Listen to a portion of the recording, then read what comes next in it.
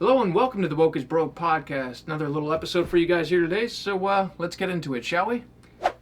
Now, we were told for months on end that critical race theory was not being taught to your children in the classroom, or any versions thereof, right? That it just was not being taught in schools. And of course that statement was always followed up immediately by the statement that, but if it were happening, that would be a good thing, right? Which I always thought was interesting. I always thought it was kind of like if a police chief were being questioned by the press over allegations that his officers were just beating the bejesus out of handicapped people. And he responded by saying, that is absolutely not happening. But if it were happening, that would be a good thing.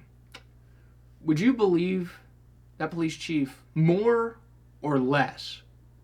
Right? Because instinctively, you'd probably believe them less. Instinctively, you'd probably say, this guy's a damned liar. In the same way that these news reporters and politicians saying that it's not being taught in schools, and then immediately saying that, if it were, that'd be a good thing, kind of leads you to believe that maybe they're just a bunch of damned liars. Because that's what they are, right? Because they don't want you to believe your lying eyes. They don't want you to look at, say, the Zen Education Project that collected signatures of teachers who went on the record and said that they were willing to break the law in order to teach your children critical race theory. They don't want you to look at the two largest teachers unions in this country, the National Education Association and the American Federation of Teachers, who have both come out in support of critical race theory. The AFT going as far as starting a multi-million-dollar fund to defend teachers who want to teach critical race theory to your children. They don't want you to look at the Atlanta school that was actually segregating children based on race. They had 2 all-black classes and they had 6 all-white classes, right? They don't want you to look to California, right? And listen to the California School Board Association that says critical race theory is absolutely not taught in our schools, right? But rather ethnic studies is typically taught through grades K through 12. And that ethnic studies, by their own admission, includes elements of CRT, critical race theory, right? So they're just lying to you, right? But they don't want you to believe any of that. And they certainly don't want you to look down to San Antonio, Texas this week and look at, again, that Atlanta apparently isn't the only place where segregation is going on, but now Texas as well. They don't want you to look at that. What am I talking about? I'm talking about an elementary school that partook in a social experiment involving the segregation of children here. So what happened? Elementary school segregated by the color of their hair. The kids in one group were told that they're not as smart as the others. It was supposed to be a lesson on racism, but as News 4 troubleshooter Jay Avila reports, some parents are furious that neither they nor their kids were told about it ahead of time. The parents we spoke to say they want their children to learn about racism and civil rights, but feel the Northside School District went too far with the segregation experiment and by making students watch a documentary that wasn't age appropriate. And some for you. Mike and Brandy Leininger say their 10-year-old daughter was confused and hurt by a classroom experiment in January at Leon Springs Elementary. Students were separated according to hair color, with one group receiving preferential treatment. All of the dark-haired kids, the brown and black-haired kids were treated as the privileged ones, and the blonde-haired and the red-haired kids were the ones treated not so nicely. The Leiningers say teachers told students children in the fair-haired group were not as intelligent. That group was purposely given a game with pieces missing so they couldn't play. And they were made to clean up after the other children. She was hurt. Her friends, and she named to the principal and to the district officials names of her friends that were crying. 5th graders were also shown a Spike Lee documentary called 4 Little Girls about the 1963 bombing of an Alabama church. The film includes graphic autopsy photos of the girls' bodies. The teacher says she fast-forwarded past those parts, but the Leiningers say the children in their daughter's class did see the photos. The things that she said that she skipped over, my daughter was able to describe to us to a T. So that night, our daughter was unable to go to sleep in her own room. She was scared. Now, there are so many elements of this story that are just wildly disturbing, but I will say one of the more disturbing parts of it was the method of segregation here. right? They segregated the kids by hair color, right? Because if they did it by race, right, that would be a clear violation of the Civil Rights Act of 1964, right? So they had to do it by hair color. So which hair colors did they do it by? Blonde and red-hairs were put in one group and dark-hairs were put in the other. Let me ask you something.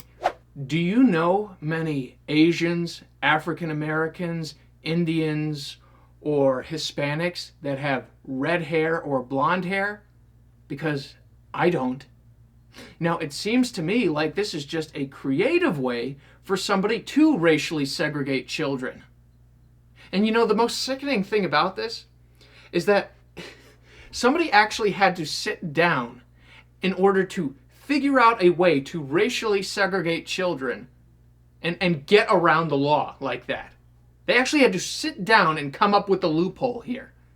And the left talks about, the evils of the wealthiest people in this country taking advantage of tax loopholes and not paying their fair share, which is complete and utter crap, because the reality is that the top 50% of income earners in this country actually pay 96.9% of all income taxes collected. 96.9% of all income taxes collected are paid by the top 50%. So that's just a lie, right? But the left is always very angry about these wealthy individuals taking advantage of tax loopholes so that they don't have to pay more taxes, right?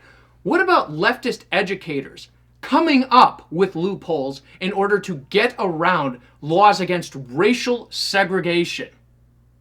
Anything? Is there any outcry against that? Or is there anybody that has any issue with that other than me? Anyone? Anyone on the left? No? No, of course not. No, of course not. Why? Because the ends always justify the means, right? Because as long as you have good intentions, then racial segregation is totally okay. It's totally okay to make a bunch of fifth graders cry and be treated so poorly in an experiment regarding racial segregation, right?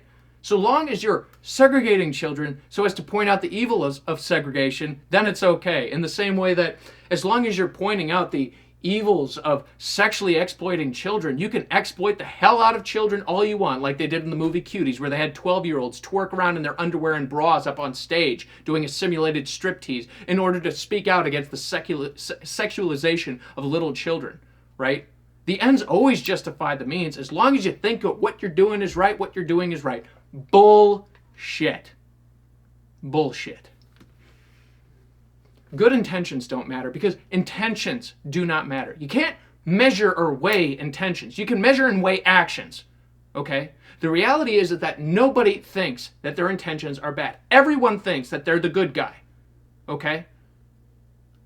And the thing is that, historically speaking, leftists have been the ones to do this kind of crap, and that hasn't changed in the last 70 years, okay?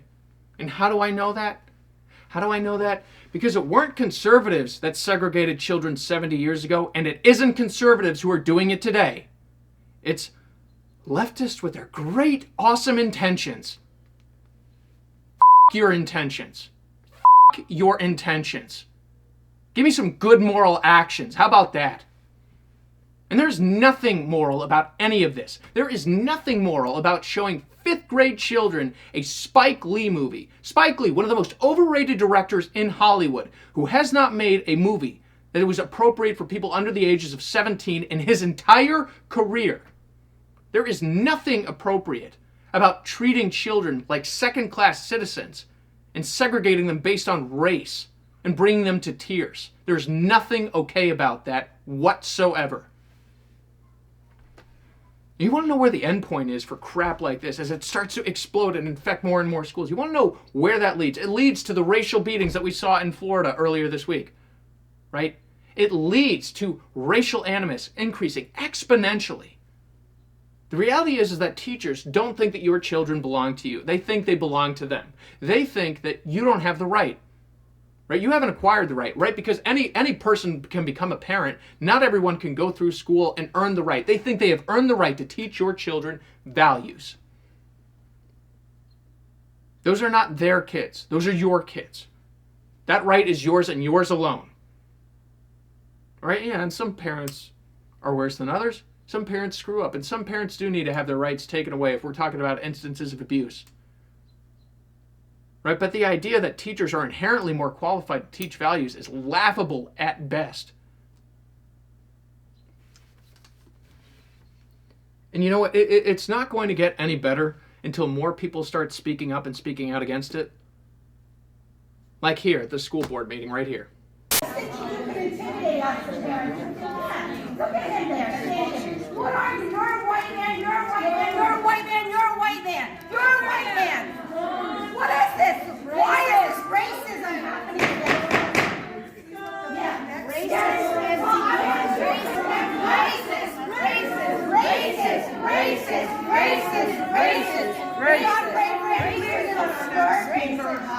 Oh, yes, let us have our time. Thank you, Ms. Tibbs.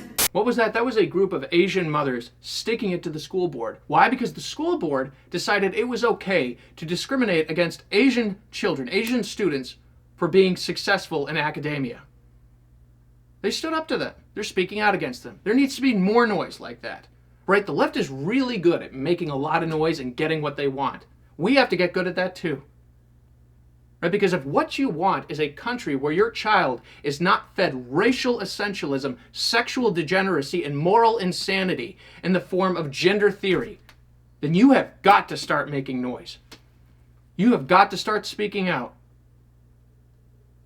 And there are a number of goals that I have with this show. One of them is being able to give you the information you need to be able to have those conversations in your own life, and also to emphasize the importance of you. All of us have different talents and different unique opportunities to do something important, because you as an individual, as unlikely as it may seem, you as an individual do have the ability to change the world for the better. You do. If I didn't believe that, I wouldn't be doing this show right now. I'm just one guy. I'm just one person doing this show right now. But things are worth speaking up for. There are things and values worth speaking up for and worth taking risks for. And if you want to see an end to this crap, you got to step up. You got to get involved. And you got to start believing in yourself and your ability to change things for the better. Because otherwise, we just have morons like these people segregating children and teaching them racial essentialism nonsense. There's got to be some competition of that. There's got to. But in any event, that is all the time that we have for you today. I'm your host, as always, Joshua Stanko. Saying, as always, stay safe, stay informed, and God bless, guys. We'll catch you next time.